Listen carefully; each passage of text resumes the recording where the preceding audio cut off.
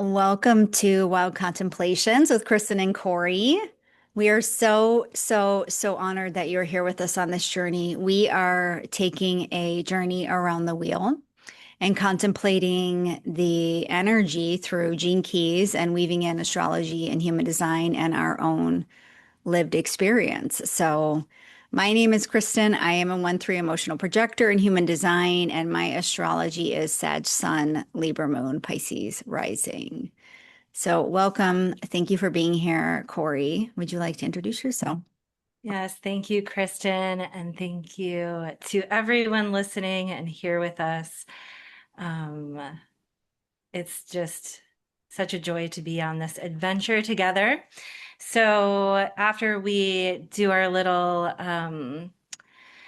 landing in the space with 3 breaths, we'll do a check-in. Last week we were contemplating the sun in 39 and the earth in 38, and we will be contemplating the sun in 53 and the earth in 54 today. But before we get started, let's land here together. So if it feels good to close your eyes or soften your gaze. Maybe bring a hand to the body. And now we'll just take 3 breaths together.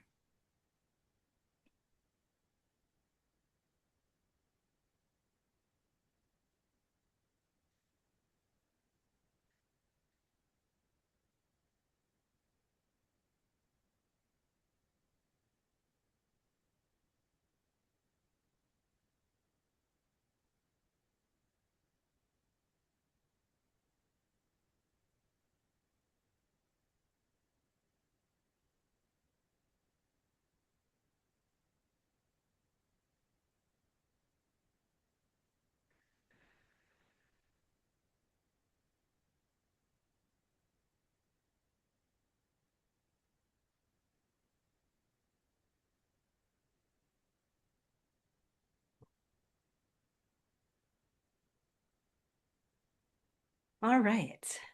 So we'll do a little check-in. I'll share the frequency bands from last week and this week because we're in the third line of this current transit. So we have had this energy alive for a few days with the sun and the earth. So last week, the sun was moving through 39 with the frequency bands. Oh, sorry. Am I getting like all of a sudden I'm just like, I don't even know what I'm talking about. Am I right here? Were we really doing that? Um, so let me just stop for a second and feel into the moment. Yeah, we were. So 39 with the frequency bands of provocation, dynamism, and liberation. And the 38 with the frequency bands of struggle, perseverance, and honor, both in the root. And the sun and earth have moved now into the 53 and 54. Both in the root as well. So the 53 has the frequency bands of immaturity, expansion, and superabundance. And the 54, where the earth is, has the frequency bands of greed, aspiration, and ascension. So, yeah, let's see what's been going on. I very much feel this energy. I don't always feel it so literally, I would say. But I could definitely like last episode felt like the pokey pokes in the provocation energy. And then these frequency bands this week that you just went over feel like okay, how are you going to handle it now? Right? Like, how are you going to take all of that and how will you respond? Right? Are you going to react or are you going to respond? What will be your choice? What's the path you'll choose? Right? And, this week I'm feeling one of the yeah, I don't know if you shared here, but the 53 you had said in human design is the gate of beginnings.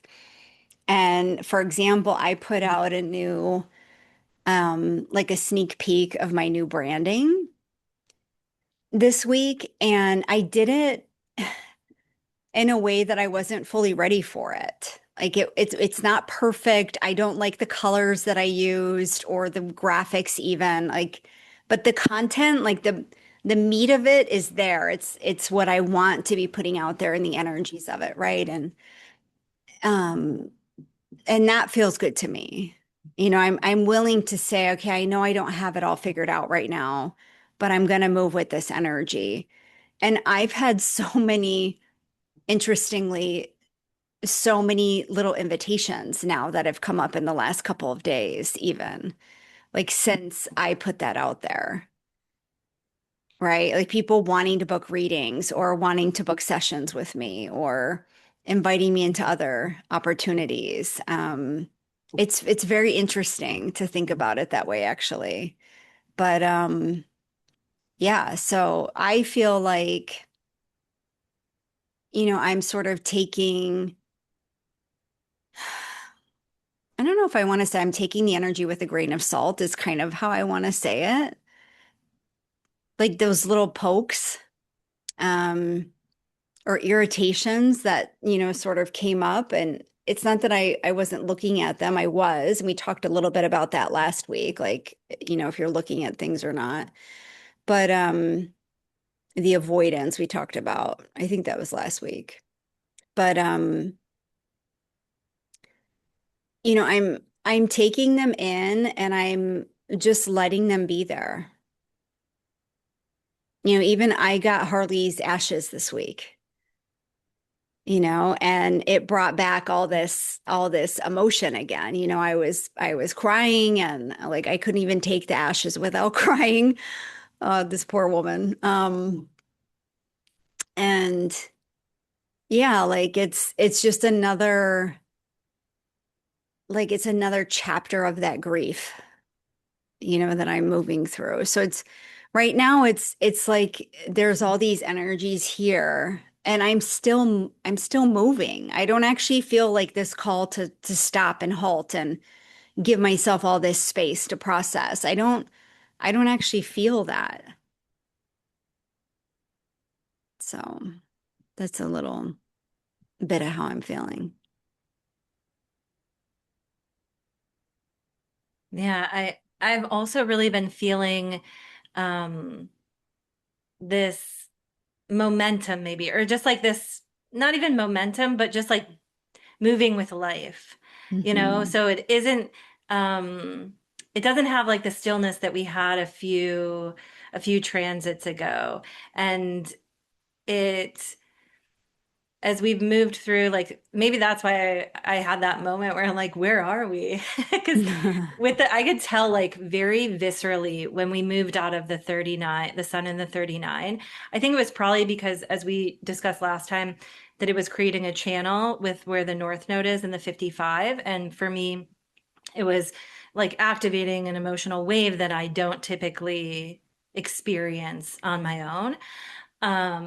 And so it was almost like the day that the sun moved into the new gene key, I was like, oh, it's a whole new world. Like I could just tell um, that things had shifted.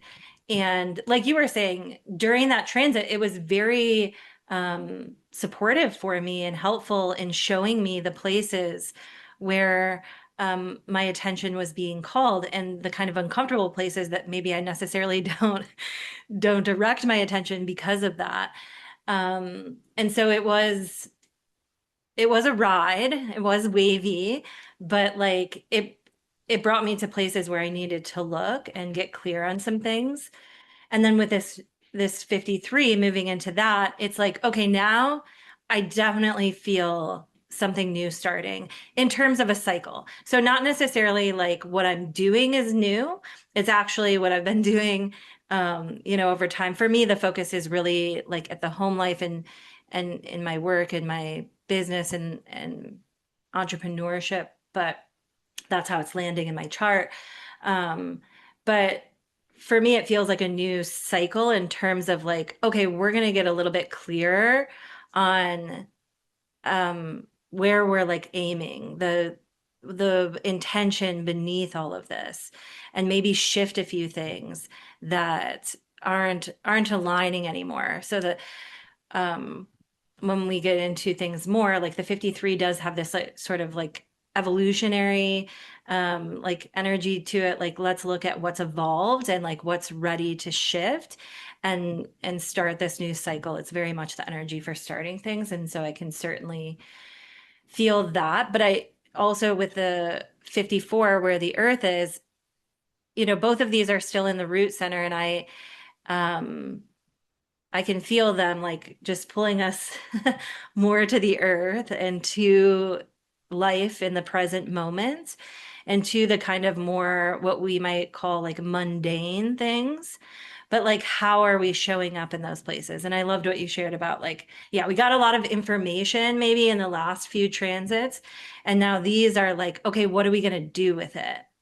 Like, Mm. what are we going to what are we going to build out of this? What are we wanting to create with this? And it feels exciting, I think is a word that I would describe with it. Um, so yeah, I'll see if you have anything else you want to say right now. And if you don't, I can go ahead and share a bit more about the human design and I Ching translations and all that. Yeah, go ahead. All Because right. I actually was going to comment on that. So Okay. you go ahead and share that first. Okay, cool.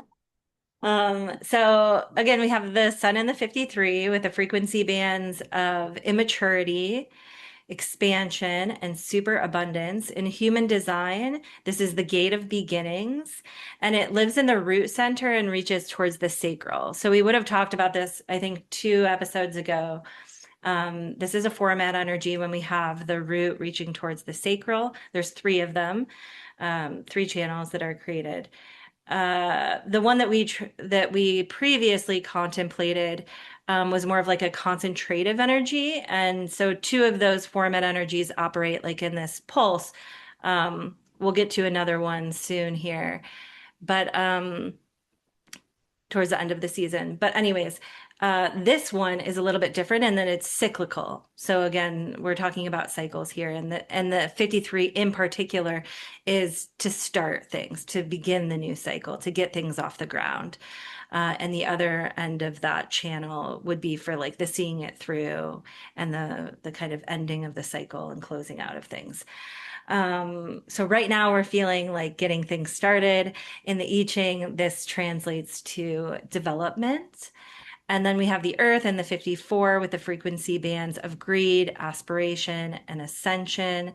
In human design, this is the gate of ambition, and it lives in the root center and reaches towards the spleen. And in the I Ching, it translates to the marrying maiden.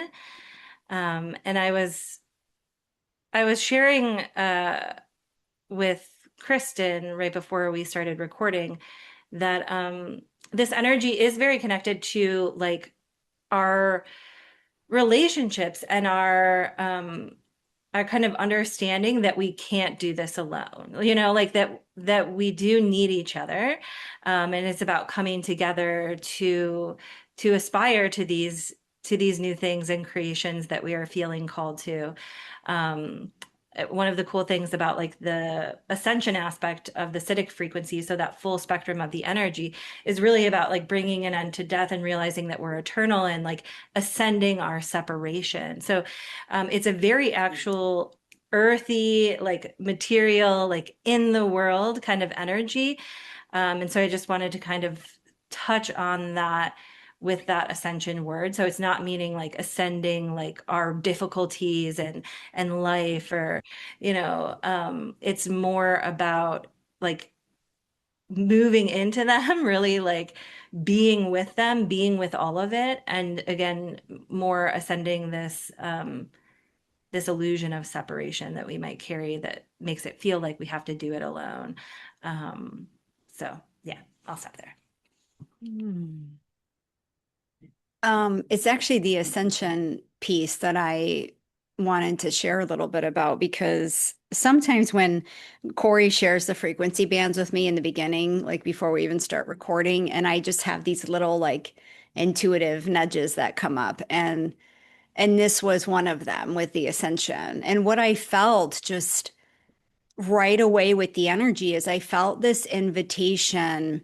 So I often think about ascension or have in the past with this, in terms of like frequencies.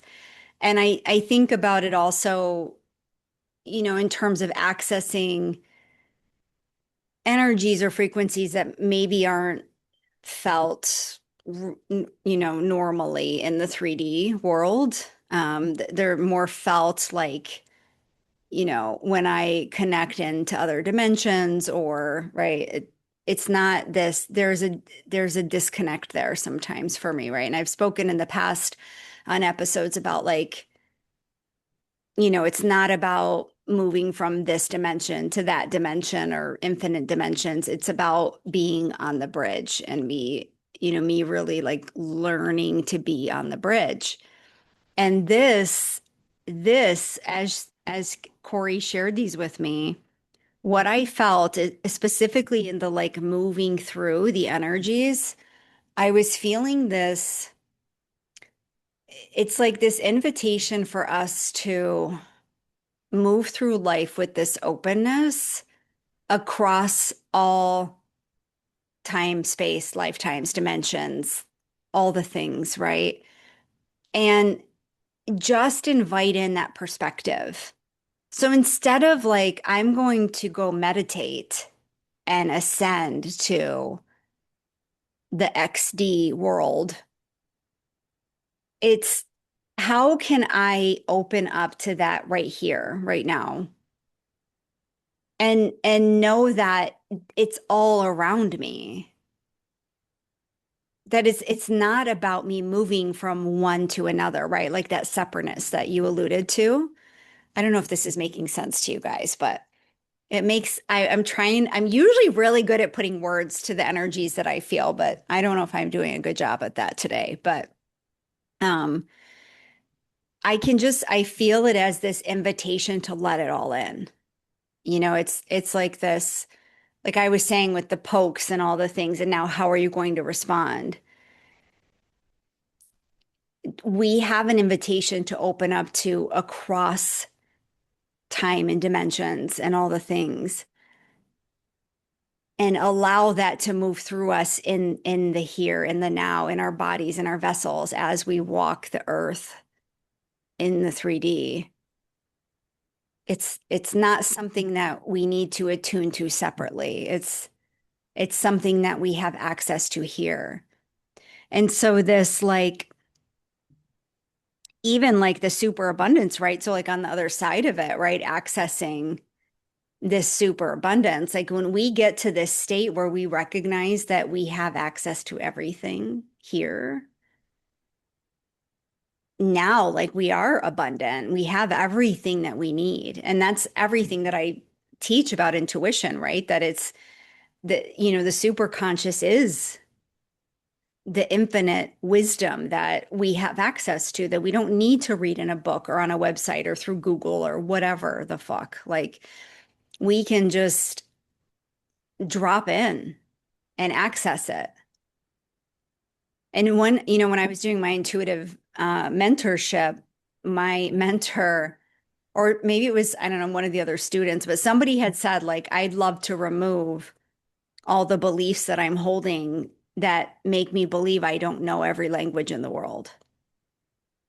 And I thought that's really interesting. Like if I could crack that code, right? Because we do have access to this wisdom, right? So how do we remove and this is exactly that. Like that's a great question that is alluding to what I'm trying to express here, and that what is blocking us from believing that we have access to everything already?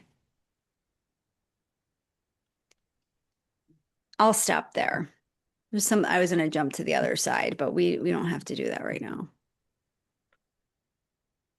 I love the way that you're capturing this energy, because it's it, it's very much about um, moving beyond these limiting beliefs that keep us feeling separate and small and image, like that's the immaturity that they're speaking to, is like actually more on a maybe a collective or like evolutionary standpoint of just like you just don't see yet.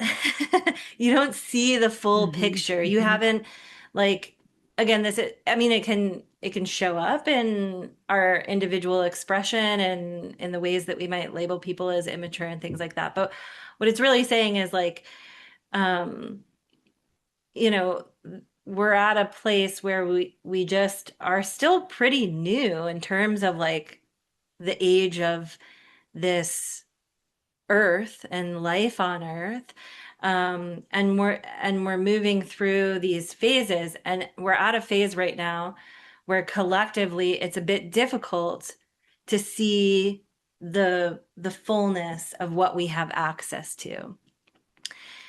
And yeah, it's like these two actually invite us into the experience that we've chosen to come and have this time around, however you kind of connect to that. But as like a way to open up to more of what we have the ability to connect with and perceive and receive and just be one with, I guess. Um, and it's through the, again, obstacles or the more challenging things that feel like they're standing in our way. It's through really being with them and really moving through them and knowing like this isn't on my path because I'm not getting it right or I'm being punished or I'm, like there's something wrong. It's actually on my path because it's showing me something and it's wanting me to open up to, it's wanting me to expand that expansion, right? It's wanting me to expand my perception of what's possible. And it happens again through a more like being in it with it kind of energy than it does sitting and uh, reaching those states when we're like completely alone and don't have any distractions or we're not interacting with other people. I would say this connection too with like our relationships and the people in our world that are going to help us. Like the relationships can be one of our greatest gifts in opening up this perception, but also one of the most challenging. And so it is just really these two, it's like they're so earthy, like in it, on the ground, walking the path, but they're also quite magical and mystical in the sense that through that, um, there's a whole, like you said, there's everything, infinite possibilities of all the, all that we could imagine and more. Hmm. It's just like when we talk about manifestation, and as you're saying, like it's about moving through the obstacles, that which is making us believe that we don't have what we've seen is possible for us, right? I believe that we don't see or desire these manifestations if they're not actually in our field. And so the work then becomes about moving through the obstacle, as you said, or releasing the illusion, right? That it's not there, or that you can't have it, or that you're doing something wrong, or that you're in the way, right? And I think this even goes back to what I was saying in the beginning about like I'm in the middle of a rebrand right now. This is truly a new cycle for me. I'm moving through my branding again, yes, cyclically. Um, and it's an evolution. It's not just me going through the motions again. It's an evolution of that cycle. Um, I don't know if any cycle could not be an evolution of the prior, honestly, but um, in doing that, I was talking about how I'm taking action with things that I'm not necessarily ready to put out there because it's not clean. It's not like I would love to just like unveil my beautiful, perfect brand to everyone. And that's not what's happening. I'm like sneak peeking little pieces of it. And and I have this vision. I have this world that's like growing and being created in my head right now that I'm so excited to bring to life. And yet the pieces aren't all in place yet. And I'm giving them the time that they need to come into play.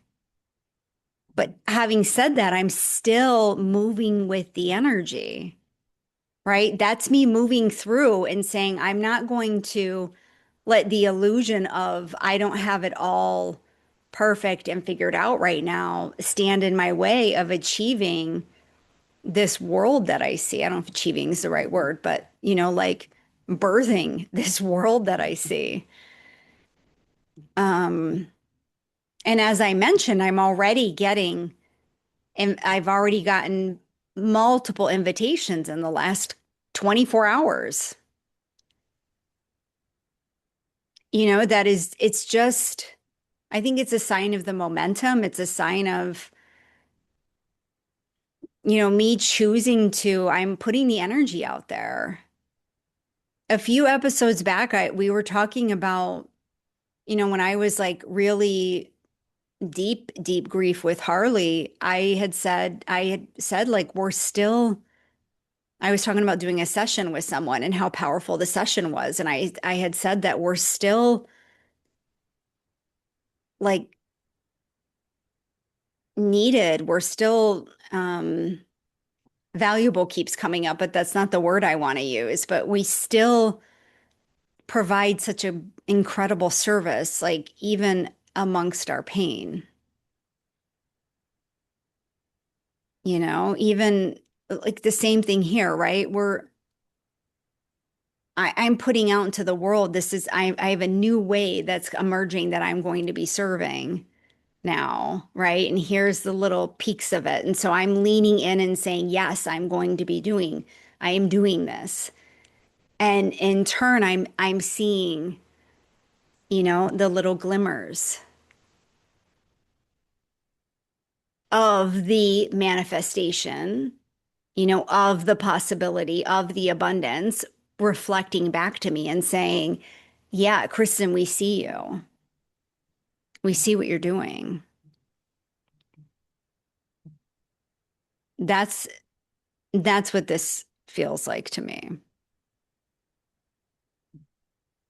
Absolutely. No, it's exactly it's such a great example of it. Um, because it's showing us that again, like you're saying, nothing,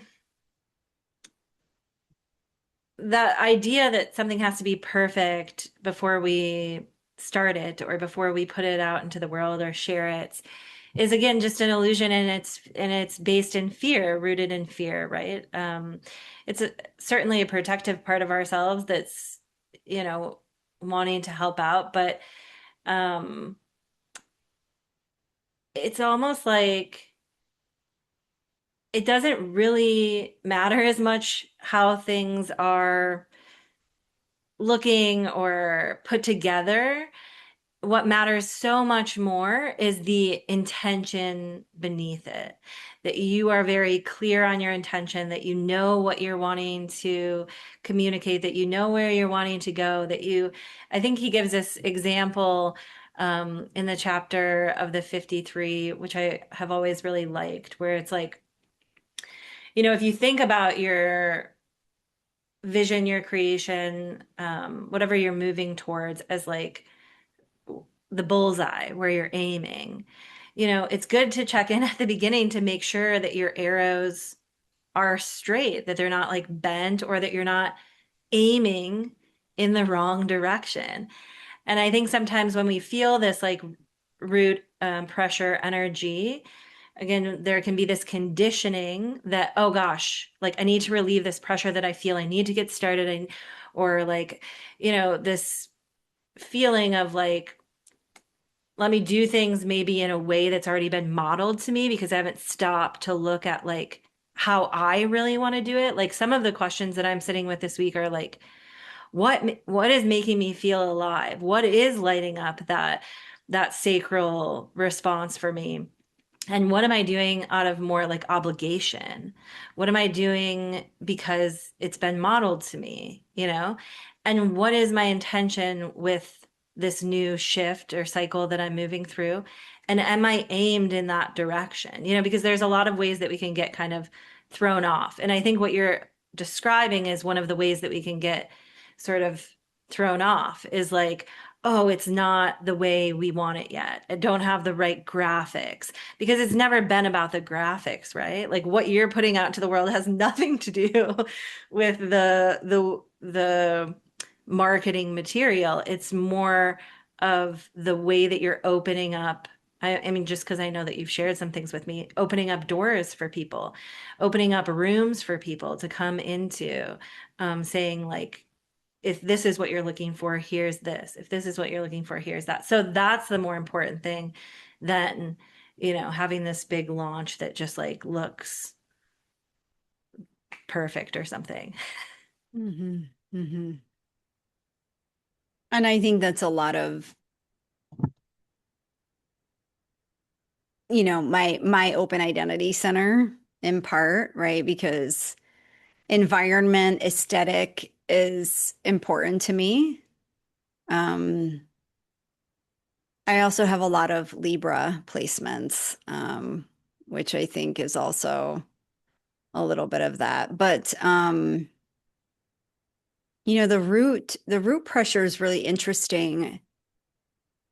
Um, I've had I've had people because I have both pressure centers. I have the root and the head. And people have asked me before, like, what is it like to have two pressure centers? And I find it to be and I'd be curious about your perspective, Cori, because I can't, do you have the root or don't have the root? Yeah, you have the I have root. a defined route. Yeah. I know you don't have the head, right? Totally open there. Um, well, I'm curious about your perspective there too, but um, for me, I find that in working through my own like deconditioning in those spaces, it actually allows me to be this, very grounded force amongst stress, for example, in the root center. And in the head center, I think of that more like chaos. I usually explain it like the chaotic energy in the world where people are like, I don't know what to focus on. I can very quickly walk into like a stressful situation and then just understand where I need to guide or step in to lead. And then in the head center, it's like also with the stress pressure, I can also obviously discern within myself, like if this is my own stress pressure, I care about doing this or not. It's like I have that very clear discernment there. And then in the head center, to me, it's about I can exist in the chaos of the world and very quickly pull through the threads that I care about. Like I don't, to me, as pressure centers, they don't, um, like I'm always very curious, like to know things for sure. Like I'm also a one line. I love to learn. And you've witnessed, I ask Cori all the time, like, is it this or this? Or is it my open identity, my Libra stellium? Is it, whatever I'm asking questions about? But it's not like I'm just curious. It's not this like I need to know right now pressure feeling. There's just a curiosity that gets to live there. And I find that I don't, especially through my deconditioning, don't get lost in that pressure of everyone else. Um, yeah, so I'd be curious, like, what is your experience of that with the defined root and open head?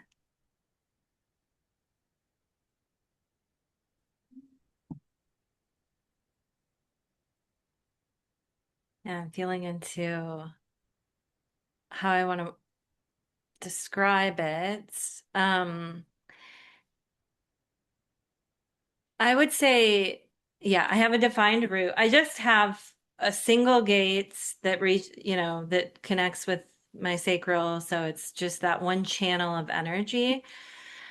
Um, through my deconditioning process, I think I've begun to understand how the energy works. Previously, I didn't really get how it worked. And so, there was, I don't know, I think I felt pressure a little bit differently then that I can't quite tap into now because I've come to the other side of it. So like, but now I would say that in terms of physical pressure, I can sit with a lot of physical pressure. Hmm. Like I Hmm. can sit in a great deal where other people would probably be quite uncomfortable. I'm fine pushing it all back and just like knowing that when the time is right, I'll know, like I just know now that when I know, I know. And when it's meant to move, it moves. I have the one that is the on off pulse. It's a format energy, it's mutative. And so I go through periods of time where there isn't a lot of energy or movement, which again was very uncomfortable for me earlier before I had this awareness. Um, but now I understand it at a deeper level and I feel pretty good about it. And I feel like I bring this calming sense to a lot of spaces where again, like you can just kind of feel that maybe if there's this like physical pressure, stress, that when I come in, it kind of settles a bit because it's like, oh, now we have some energy that's like knowing that we don't need to move with this necessarily. Hmm. Um, so I have an open head center. I have definition straight up my like central column of the human design body graph all the way up to the ajna. So it's like there's this point at my head where it's like so open and um that's one of the things that I do where I do feel a lot of pressure, a lot of scatteredness, I think is the best way to describe it. I also have my son in the 56 with the shadow of distraction. So there's like, it's just part of my path here, to move into that, to actually like realize that it's all part of it, even the distractions, which feels very connected to this 53, 54 as well. But yeah, for me, the mental pressure can can be felt in a way that's like makes it a bit difficult for me to like center in terms of um like what I'm wanting to focus on. So certainly I was labeled with like, ADD when I was growing up.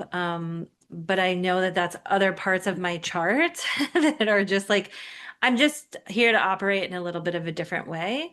And I think through my deconditioning process, in human design, this has been a bit more of a challenging thing um to release because there's all these like ideas and I just am a very like analytical person and I love to contemplate and I have a very rich inner world and imagination and mind for sure. Um but I think what I've come to understand is like loose structures are helpful for me. Tuning into the sacral response about the different things that are coming in through that head to guide me where to go is helpful. And just finding these different ways to see it as like a lot of times what I have to tell myself is like, you're just open to like all of this energy that's moving through the collective. So it's coming into your mind. You don't have to hang on to anything. You don't have to figure anything out. I have to kind of talk to myself a bit and be like, I was even doing it on a walk the other day. Like it's a constant practice where like I feel the thing come through. I feel myself starting to try to figure it out, create a narrative around it. And I'm like, oh, wait, hold on. You're just receiving this information from out here and you're running it through your own lens, but you don't have to do anything with it if it's not bringing you joy, if it's not lighting you up, if it's not exciting you. And so that kind of helps me to like let it go. I don't know if that answered your question Mm. at all, but Yeah, yeah, for sure. I think it's just nice to offer that lived perspective to anyone listening and, familiar with human design too. Um, it's yeah. I like hearing how other people experience things because it helps me see through different lenses too as I move through my own experiences. And as you were speaking, I was thinking, how does pressure, like, where does pressure come into play as we're moving through life, right?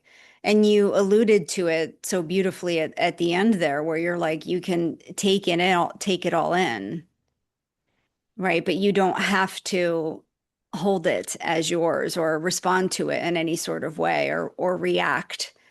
Um, but there's something really beautiful when we can walk through life receiving what's around us, what's triggering us, what's lighting us up in a way that is, again, from that like more detached witness perspective of what is this trying to show me and how can I, utilize this as information to come more into alignment with myself, right? And sometimes it's not about, figuring it out or, oh, let me put this through the processor. It's not about that, but it could just be like, oh, that's interesting. I feel that, but that's not mine. I know that that's not for me right now, so I can actually just let it go. I can just let it move. Um, and oh, I really felt that in my heart. Like my heart really activated there. And so what is that showing me? And maybe that's more of an invitation to have that reflection. Um, and I think that this space, since we've been recording, has offered a lot of just, I mean, I don't have a better word for it, perspective, just a different way of looking at something, or like ascension. I mean, we've talked about this on this podcast a handful of times, and you can hear the evolution of that contemplation if you've listened to those. And I think that's really cool too. But there's no part of me that's holding on to like, what is ascension? I need to figure it out right now so that I can write a dissertation and tell the world what it is. And funny enough, like one of my struggles in human design on that note is I have a defined head and ajna, and I don't have the throat. So I have an undefined throat. And then I have this wide split right between the lower centers. I have the spleen, the root, solar plexus, and heart. And so one of the hardest things for me has been like, I have all these ideas and inspirations and very like clear opinions, and like there's a lot of, if you want an opinion about something, I'll give you an opinion about something. Like I have that. Jazz actually said that, and I love that she said that because she has a defined head. And she's like, if we're the ones that if you don't have an opinion about something, we'll give you an opinion. That's definitely me. Um, but I don't have an outlet for it, you know. Um, unless perhaps someone asks me, an opinion or a contemplation on it. And so that's where, again, this podcast has been very healing for me because it offers me that opportunity to share and walk through what I'm seeing, what I'm feeling. So yeah, I think that I'm going to say it again. This process of going around the wheel with Cori has been it's been very unexpected for me. I didn't really know what was going to unfold in it, and I never in a million years know what we're going to talk about on it. So that's always fun for me because I like surprises. Um, but yeah, it's been very, I don't know if I want to say like reassuring or even like a little, nourishing to just land in the energy. I mean, I think that speaks a lot to like being in the root center right now too. It's like I just get to like sit in the cradle and feel and then share what I'm feeling. And what's interesting too, as I'm sharing that, and this just popped through, and I don't consider it a coincidence, but when I teach energy work, um, one of the things that came up for me, like one of the energies that I work with is self-love. And as I was working with someone at one point, this inspiration came through to have them hold themselves in a container of self-love as they navigated something. And I think that that's very like root energy to me, right? Like I said, like holding in the cradle, I had mentioned, right? Which is why what prompted that, right? If you can surround yourself in the energy of self-love and just, if you're like really angry, I'm really angry right now. And can you just hold yourself in that container? And love has this powerful ability to alchemize emotions. And as I think I've probably shared again on past episodes, like one of my mentors used to say to me, can you love the part of you who is angry right now or whatever? And it was very frustrating to me because I was like, no, I don't like that part of me. I don't want that to be here anymore. Can we just move on? Like, when do we get past this?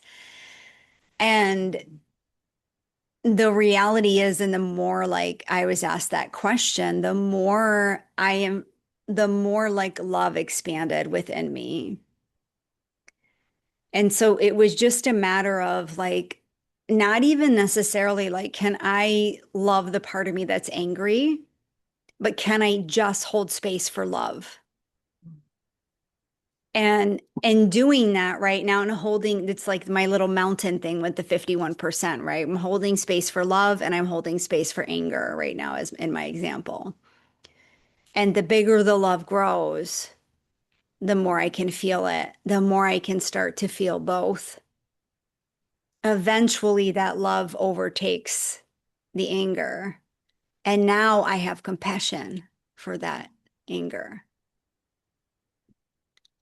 But in the beginning, I don't have any fucking compassion for that anger, right?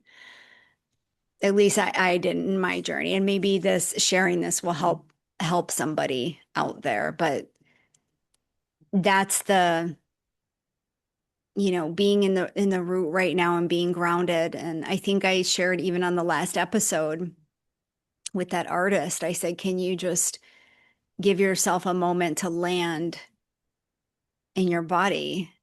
Just feel yourself here before you start working on your art. It's all this, these are all the same things to me, just said in a different way. Um, and this, us being in the root center right now and our focus, I think is all like I would be curious to hear from you guys what are your grounding practices? What does that feel like for you? And let's open up the conversation more than it being, walking outside barefoot. or touching a tree. Let's open up the conversation to be more, bringing in more elements, more versions of that can really support us and help us feel held. As you were sharing, I like these two practices of mine just kept coming through. And it like as you got to the end there and you're like, what are our grounding practices? Beyond the like, put your feet on the earth. And I was thinking that's why those two were coming through the whole time because they're like telling me. And for me, it's listening and pause. Well, I guess you could say pauses for listening, but just like pausing, like you said, taking a beat before we do something. And I think that this is real root center wisdom, is because the root center is pressure. I was just like reading this from one of my teachers the other day. The root center is pressure, but it's also um, right timing. It's so connected to trusting in timing. And so the pause, I think, is just super helpful. And the listening too, right? The listening, I thinking more about like self-listening here. So Mhm. kind of tuning in, like even how we do just at the beginning of the call, a lot of times to land in the space together. Just listening, like that's why I personally bring a hand to my body. Like, what is my body saying? What's happening in my emotional realm right now? What's happening in my mental realm right now? What am I feeling in all of these different parts of myself? And yeah, they're communicating with us. And this is what's so helpful for me. And again, trusting timing, because when I do take those pauses and when I do listen, I get pretty clear guidance on whether or not like it's time for something or not, because it's tuning into where I'm at and not what's going on out here. And I think this too connects back with like this idea of getting started and what you were even sharing, like, starting something without having it all the pieces. And that's like we've kind of contemplated it earlier, like for instance when we were moving through Taurus season and the third gene key and the difficulty at the beginning, like we're just going to know when we're starting something, and this feels connected to immaturity as well, that like it's going to be a learning process, and we're in the third line too, so I feel like that's speaking to us as well, right? So just getting things moving in the direction that we want them to, just little steps at a time. And again, that it doesn't have to be something big. Maybe we're not ready to launch a thing yet or to put this thing out, but maybe we are. And we like can just kind of play around with that and know that like if we just keep taking these little steps that will refine things. Like the 54 is here to help refine it over time. So it's like the 53 is I got the energy to get this moving. And I know that there's, something that's ready to get moving in a different way or a different cycle starting. It can be felt as restlessness. So it's like we want to just check into that pause, that listen. Are we starting something just because we're feeling the energy, like we should start something, and we just start something without really checking in to see again, why are we starting this thing? I can know for me, like in the past, I would start, again, I'm a manifesting generator too. So like I keep that in mind that I will start things and I won't necessarily always finish them. Like me going through that experience is the finishing of it, like going through the cycle with it.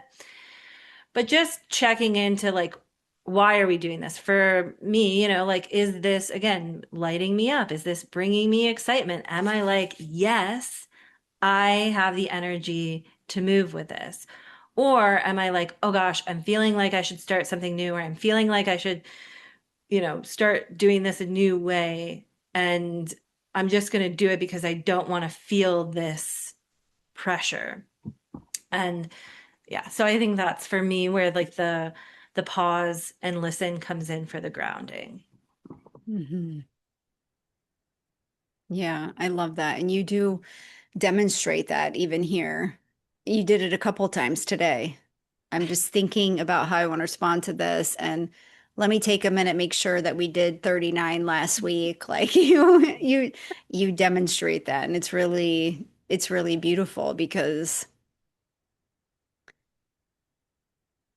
you know, kind of even looped into our conversation last week about like being selfish for caring about yourself or putting yourself first. I'm thinking about that from this perspective of if somebody else is putting pressure on you to have something done in a certain timeline, um, that's not for them to decide, right? And so when we can be really clear about like that's yeah, our priorities, right? When you when everything is a priority in your life, right? There's some people that um respond to things in an urgent way all the time, right? And they're, in my view, reacting to life over and over again instead of taking a minute to say, do I need to respond to this right now? Right. And some people, this gets a little tricky too. I remember talking to this mom one time about something along these lines, and she had this like moment in front of me where she was like, I thought that I was just really good at responding to everything around me. Like I could put out the fires, not realizing that she's just reacting to life. Like she thought she was all in control and she's not. Everything around her is controlling all of her actions, right? It's a tricky line to walk.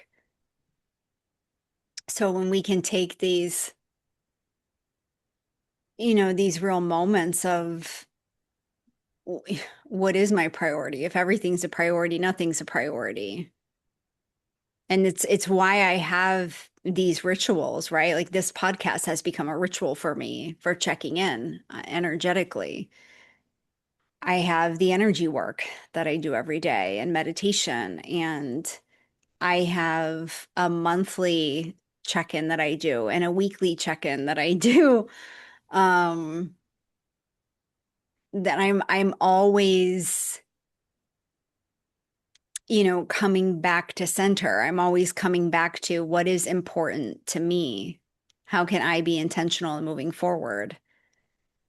Because there's always going to be pressures and opinions and thoughts around us to be moving at a different rate towards something else, making something else a priority when, at the end of the day, if we're reacting to things that aren't our aligned priorities all the time, like what is that going to lead to? That's not leading to feeling aligned, happy, fulfilled, successful, peaceful, whatever, joyful. It's not leading to that. How could it? But if we're taking that time to pause, as you say, and wait a minute, like and it's easy to get caught up in, right? Like it's easy to,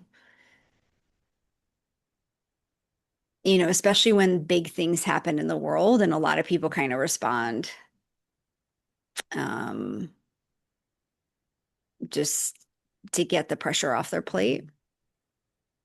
And you can feel all that heightened energy, and then it's do you jump into that or not? Like it's always going to be a pressure, an invitation around us to have that discernment for what are we really here for? What is the path that we're walking? What is the example that we want to be setting? What's the energy we want to be putting into the world? Do we want to jump in the chaos and, amplify that, or do we want to be really grounded with it? You know, that's not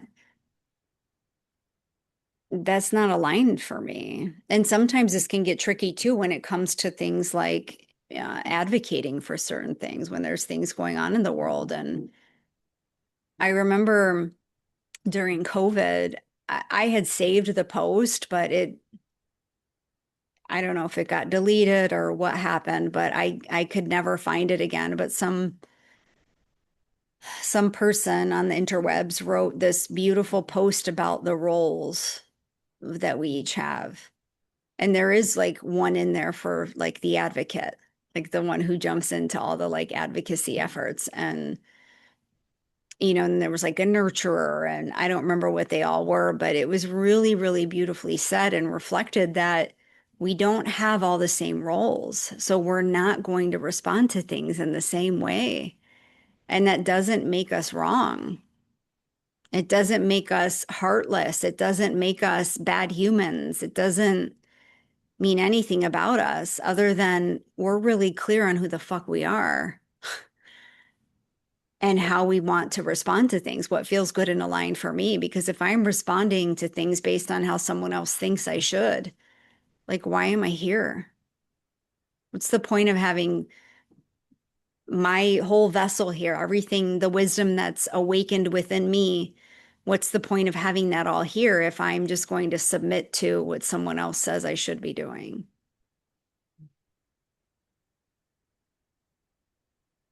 I don't know where that fit into all of this, but I love it. there's one of I, my random contemplations again. I just, I think it's so connected to everything that we're talking about, though. And I think that it connects with the listening too, the pause and the listening, because again, even in our own world, we can take on, not only what the outside world has told us that it wants from us, but this idea of what we have of what the outside world wants of us. It's not even like that someone ever maybe even said that to us, but that we've gotten this impression over time through our experiences that the world wants us to show up in a certain way that's often not the way that we are here and designed to show up. And that's just, again, a narrative that we've created. And it's when we do things from that place, like that's been a really big part of my deconditioning process is like, am I doing things um, because I think that doing this thing makes me this, or this? Like there can even be this part of me that wants to do these things and has gone out and done these things, but realized that the true part of me didn't want to do those things. There was a part of me that wanted to do it for, again, this is connected to you know, the greed and the immaturity of like wanting to do it to be received in a certain way or to be, seen as this certain type of person. Um, and what I was basically overriding what I really wanted because I thought what I really wanted wasn't good enough. What I really wanted, does that make a difference in the world? But what I've come to find over and over again through the many ways that I've tried to go out into the world and, be a lot of different images or versions of myself that I thought the world wanted, is that the world doesn't really want any of those. That's just, again, a story that I've created, or, it's been modeled to me. I've had experiences. But again, if we're taking that through everyone's bit of distortion, it's not what the actual like world wants from me. What the world really wants from me is to just be who I am and like live this unique expression, just like you're saying. Like, why else did I come here? If we're really getting into it, why would we be here in these separate bodies if we're not here to be very unique individuals having unique experiences? Again, we're not separate, but we've come in these little little bodies and amazing bodies with these unique set of experiences and essence of love, to share that with the world and to do it in a way that is us, to come together with that whole and know that we're not separate from anything. It's like almost it's quite paradoxical because it's like this, like, you become more of you, and then you realize that you are not separate from anything else. So you like merge into this oneness. And then from that, though, you realize that like you also are so incredibly unique. It's just like, it's pretty interesting. It is interesting. So I think we'll leave you with that thought. We're not separate, but we're kind of separate a little bit. We're unique in our separateness. I don't know. That's not quite right either, but no, I hear what you're saying. It's um we're all a part of the same whole, but we have our pieces to honor. Um because the whole wouldn't be what it is. It wouldn't have the energy that it has without our unique pieces in there.